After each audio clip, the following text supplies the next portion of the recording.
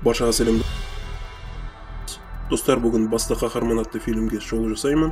Алдымен арнаға тіркеліп лайктарыңызды баса кетіңіздер. Ал мен шолуды бастайын.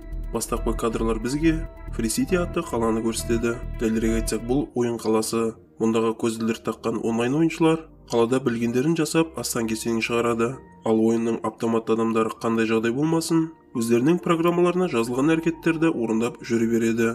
Біздің басты кейіпкеріміз Бозбала есімді жігіт. Оның ойын ішіндегі қызметі күнделікті банкке барып, сонда тонаушы онлайн ойыншыларға берілу. Дегенмен де Бозбала үшін бұл өмірі қызықсыз еді. Ойын ішіндегі басқа боттардан ерекшеленген бұл жігіт өзінің өміріне жаңашылдық әкелуді қалайды. Әдеттегідей жұмысынан қайтып бара жатқан Бозбаланың жанында досы болды. Сонда біздің жігіт өмірін өзгерткісі келетіндігін айта бастады. Жігіттің қазір қалайтыны сүйіктісін кездестіріп, онымен махаббатқа бату еді. Бірақ та оның ойын теріске шығарған досы программасында жазылған ережелерді қайталап, біз өз өмірімізді өзгерте алмаймыз дегенге басты. Әңгіме кезінде бұларды онлайн қыз ойыншыларының бірі жанай өтті. Мұны көргенде махаббатқа сусап жүрген біздің кейіпкердің аузы ашылып қалды. Бір көргеннен ғашық болған Бозбала онлайн ойыншының соңына түсіп, онымен сөйлесуге ерді. Досы арғы жақтан бұл ісінің қате екендігін айтып болмай жатып, Бозбала пойызға қағылып кетті. Ал ойыннан шыққан қыз ноутбугын жауып айналаға қарайды. Жаңадан бері бұл ойында ойнаймын деп, уақыттың қалай сырғы өткенін білмей қалды. Қыздың есімі Милли рас. Шындығында ол Free City ойынын еріккеннен ойнап жүрген жоқ. Кезінде Кис атты досымен бірге ойын ойлап тапқан болатын. Алайда сол ойындардың кодынан айырылып, сол күйі еңбектері еш кеткен еді. Қазір Милли Free City ойындағы код өздерінікі емес пе деген күдікпен оның бұрыш-бұрышын зерттеп жүрген болатын. Кадр банктегі жұмысына келген Бозбалаға ауысты. Күндегі әдетінше бұл жерге миссия орындауға келген онлайн ойыншы келді. Тонау кезінде жерге басын бұғып жатқан біздің кейіпкер көшеден кешегі ғашығы Миллиді көріп қалды. Сол мезетте махаббаттың күшімен орнынан тұрып, қыздың соңына түскісі келеді. Алайда қарулы ойыншы оны бөгеп тұр. Сонда Бозбала алғаш боттардың арасынан бірінші болып, онлайн ойыншыға қарсы шықты. Оның көзіне таққан көзілдірігін жұлып алып, онлайн ойыншыны істен шығарады. Шынайы әлемде ойыннан шығып қалған қыздар мұның қандай ақау екендігін түсіне алмады. Ал көзілдірікті қолына түсірген Бозбала болса, оны тағып көрген сәтте онлайн ойыншының барлық мүмкіндіктеріне ие бола кетті. Бұл уақытта Free City ойынның бағдарламашылары Кис пен оның досы ойын ішінде орын алған осы ақау жайлы ақпарат алды. Бозбаланы ойыннан бұғаттап тастайын десе, ол шықпайды. Өйткені ол онлайн ойыншы емес еді. Бұл жаңалықтан бейхабар екеуі Бозбаланы хакер санап, оны ойын ішінде құртайық деп шешеді. Онлайн ойыншының мүмкіндіктерінен таңғалған жігіт өзіне арман еткен кроссовкиін сатып алды. Сонда полиция кейпіндегі Кис пен оның досы біздің кейіпкерді тоқтатады. Бірақ мұндай қысымды өмірінде көрмеген жасқаншақ жүректі Бозбала алдартына қарамай қаша бастады. Қашу жоспары соңында сәтсіз аяқталып, екі бағдарламашы жігіт оны жабылып жүріп өлтірді. Алайда Бозбала ойынның боты болғандықтан, ол қанша рет өлсе де қайта тіріле алатын. Алайда бұл жігітті онлайн ойыншы деп ойлап қалған Кис жігітті толықтай ойыннан қудық деп санайды. Бұл жұмыс күні аяқталған соң, үйіне келген жігіт Миллимен жолықты. Қыз оған өз үндеуін айтып, кезінде екеуміз керемет ойын жасаған едік, бірақ сол ойынның кодын Антуан Free Cityге қолданып екеумізді сан соқтырып кетті дейді. Айта кетсек, Антуан деген жігіт Free City ойынның негізін қалаушы еді. Айтып айтпай не керек, Антуанды кодты ұрлады деп, Милли оны сотқа беріп жатыр.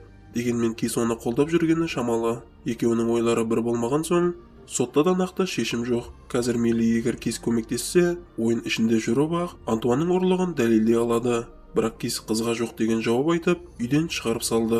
Осыдан соң үйіне келген Милли өз бетімен ойын ішіндегі директор базасына кіруге ұмтылды. Қыз сырттай базаны ойын ішінде бақылап тұрғанда, оның жанына Бозбала келіп, жоспарды бұзады. Кейін екеуі жаудан қашып, Миллидің тұрағына келді. Бозбаланы жаңадан келген онлайн ойыншы деп ойлаған Милли ойын шартын түсіндірді. Осыдан соң Милли менің деңгейім жоғары болса менімен араласады деген оймен біздің Бозбала өзінен кейін көтере бастады. Алайда басқа ойыншылар секілді қатыгез істер жасап емес, адамдар мен ойын боттарына жақсылық жасау арқылы ойын ішіндегі деңгейін көтерді. Тіпті Бозбала шынайы әлемге де таныла бастады. Әлеуметтік желіде оның істері хит болса, жас балалар оның фанатына айналды. Жақсылық істерінің арқасында шынайы әлемдегі халық оны көкжиде киген жігіт деп атап кетті. Бұл уақытта Молли директор базасына кіруге оқталуда. Бұл жолы оған компьютер арқылы алыстан Кис көмек бермек. Алайда бұл ғимаратқа кірген беттен Моллидің алдына ойын ішіндегі әскерилер шыға келді. Қоршауда шарасы қалған қызға деңгейін көтеріп, бұл ойынның мастеріне айналған бозбала келді. Екеуі қоршаудан шығып, ештеңе алмастан қашып шықты. Осы сәтте Молли өзіне бозбаланың көмектескенін айтады. Алайда Кистің компьютерінде ол жігіт еш көрінбеген еді.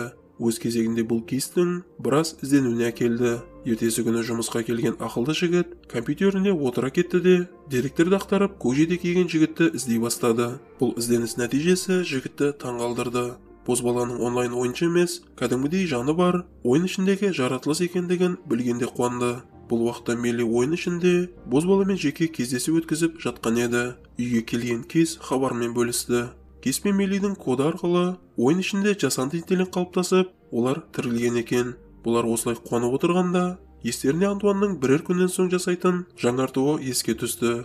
Егер жаңарту орын алса, ойын ішінде тірі деген боттардың барлығы жойылып, олар қайтадан жай программа болып қалмақ. Сондықтан Милли ойын ішіндегі бозбаламен бірігу арқылы Антуанның ұрлығын әшкере ететін деректерді қолға түсіруі керек. Алайда бұл іске көшпестен бұрын, өзін шынайы өмірдемін деп есептеп жүрген бозбалаға барлық шындықты айту керек. Жігітпен кездескен Милли онлайн ойыншылар шығатын жерге апарады.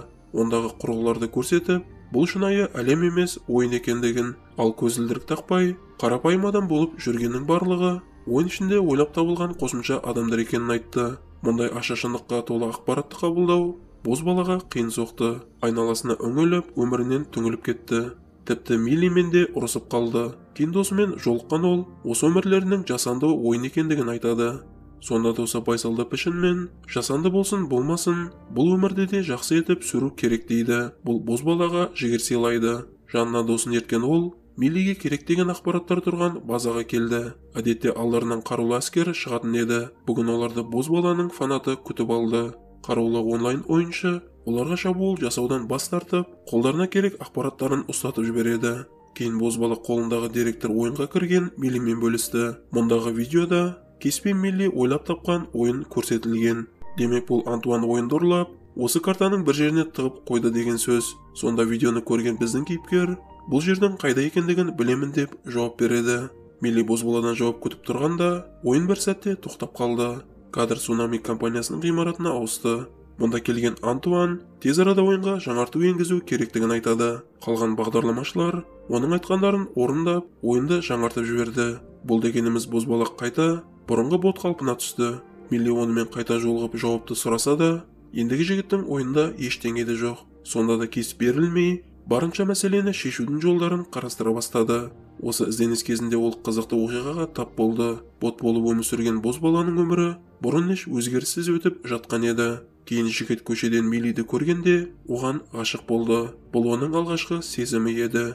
Яғни Милли оның ішінде жатқан жанды тірілтті. Демек қазір бұрынғы қалпына түскен бозбаланы қайта тірілте аламыз. Оның жады толық өшкен жоқ, бар болғаны бұғатталып қалды.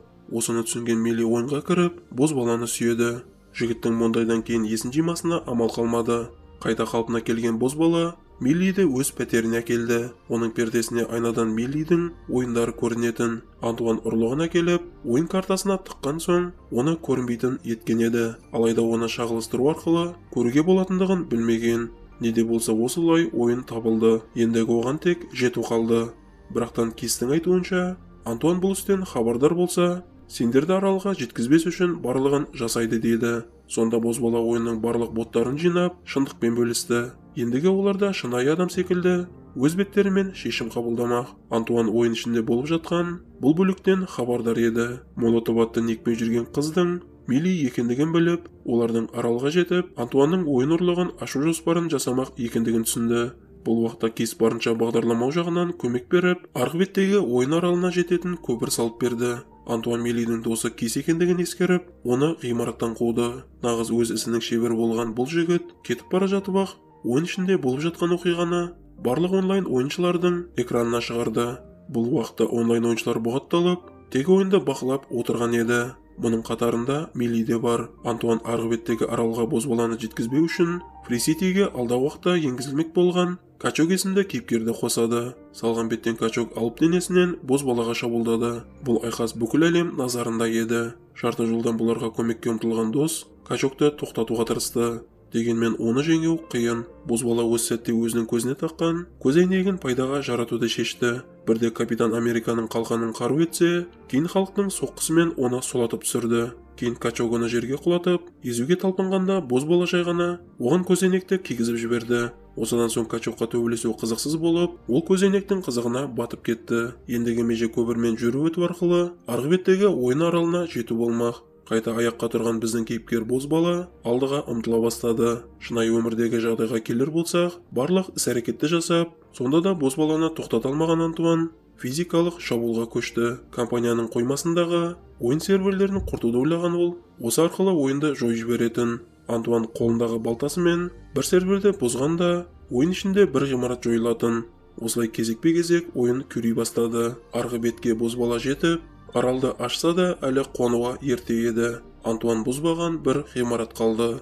Бұл ғимарат үстінде ойынның шынайы кейіпкерлері орналасқан. Егер ол балтамен оны бұзса, оларды өлтірген есепте болмақ. Осында келген Милли Антуанды сабырға шақырып, егерде серверді бұзбасаң, Фрисити ойынын сенен тартып алмаймын дейді. Келіссөз өз күшінде қалып, Милли Фриситиге тиіспеді. Алайда бүгінгі болған шытырман эфирден соң, барлық онлайн ойыншылардың қызығушылығы Милли мен Кестің ойынына түсті. Сондықтан Антуан мен ендігі құзыр қорғандар айналысатын болды. Free Life деп аталатын бұл ойын виртуалды өмір сүру әлемі іспеттеседі. Ойын ішінде барлығы бейбіт өмір сүрді. Кейін кейіпкер бозбала ойын ішіндегі ғашық қызымен бақытты өмір сүруде. Ал Милли мен Кис шынайы өмірде қосылды. Осылайша бүгінгі видеомыз соңына жетті. Арнаға тіркеліп лайктарыңызды баса кетіңіздер. Келесі кездескенше.